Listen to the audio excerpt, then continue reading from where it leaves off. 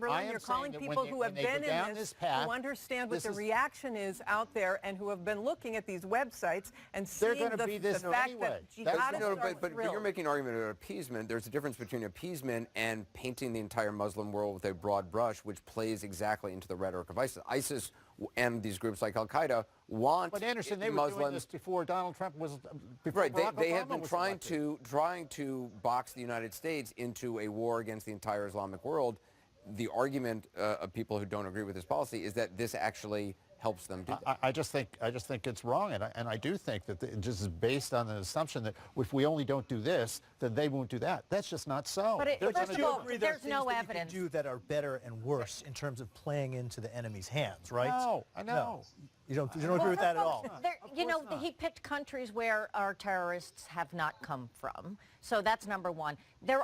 Hillary, just yesterday, an American soldier was killed in Yemen. What was he doing there? He was doing there to fight terrorism. What do you mean? In Yemen, not in New York. But it's all part of the same problem. No, I'm sorry, it's not. It's about who are we welcoming into this country. If they're being killed in Yemen, they're not. What I resent Donald Trump and you, Jeffrey, suggesting somehow that people who oppose the way this ban is being implemented are somehow soft on terrorism or do not believe that there should be extreme screening of people and refugees coming into this country. That is not true. We do believe that. We have had that, and in fact, there have not been the inflammatory problems that Donald Trump and his apologists are calling for in order to play politics. That's what we're objecting We just had an incident in Ohio State from a Somali refugee. Yes? What was he doing there? Somalia is not on the list. Well, Jeffrey, as you know, tell me why he got this list. It's politics. Just to go back to the breaking news here, I mean, today is a pretty extraordinary day. Two things happened today. One, there was a leak out of the State Department that a number of State Department officials were using the official dissent channel at the State Department to oppose this executive order. When the White House was asked about it, Sean Spicer basically said they should just leave. That's extraordinary. That channel is set up at the State Department after the Watergate era to make sure that State Department career officers had an official channel to register dissent. The White House is telling them they should leave the government.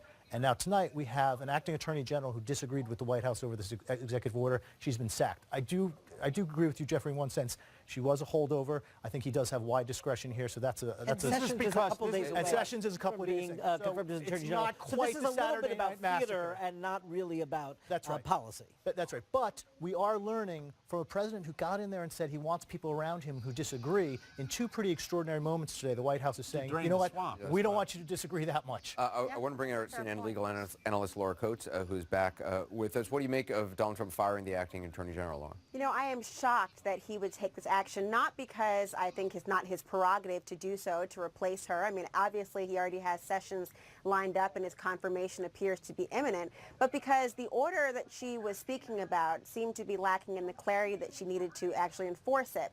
And the idea that one could be fired, a career attorney essentially from the Department of Justice, not for cause, but because she was seeking clarity and also ordering her subordinates not to try to justify what she did not know was going to be a lawful act is very surprising. And again, one of the things that she appeared to be fighting against was the idea that there would not be uniformity in the application or enforcement of it when you left it in the hands of the Justice Department trying to parse out what they felt was lawful and constitutional and what was not.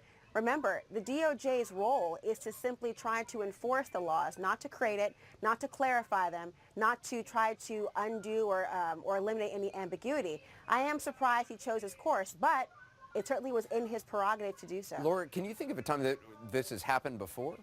I cannot. I mean, to have somebody be relieved of their duties, not because they have been, I don't think she was totally insubordinate. I think what she was doing was trying to clarify and say, look, I cannot enforce what is inconsistent and may be contrary to our actual laws in our Constitution, and it may be. You know, this is not a complaint. But don't, I mean, lawyers have different legal opinions, and now he's found somebody who apparently thinks he can defend this. Right, and you know but that is the most concerning part, because remember, the Justice Department, as I said before, is not the marionette of the president. They are acting on behalf of the people of the United States, and so their job is not simply to co-sign and give carte blanche to any action by the president. You know, it was his prerogative to actually make that order, but it's also the prerogative and, in fact, the obligation of the DOJ to try to figure out what they can enforce and whether or not it's consistent. And so to be relieved of her duties is very shocking. Professor Alan Dershowitz is joining us once again on the phone. Professor Dershowitz, I'm wondering what you make now of this latest development. Well, I think it's a serious mistake. I think he could have worked around her. He could have gotten the court to appoint another lawyer to represent him in court and to represent his positions. Now he's made it political, and it's going to be very difficult for anybody in the Justice Department to side with him. Obviously, this will also give the Democrats an excuse for trying to delay the Sessions confirmation.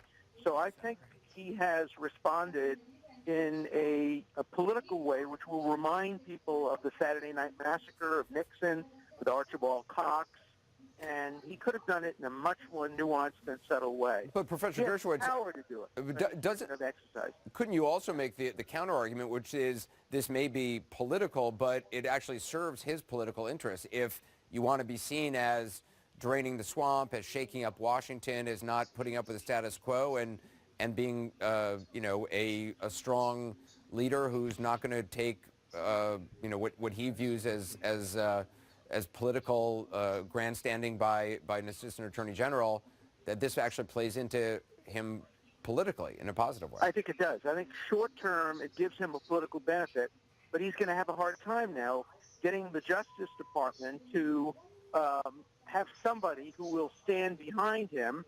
And the courts may say that since he's basically dismissed this person, he doesn't really have the right to come to court and seek his own lawyer.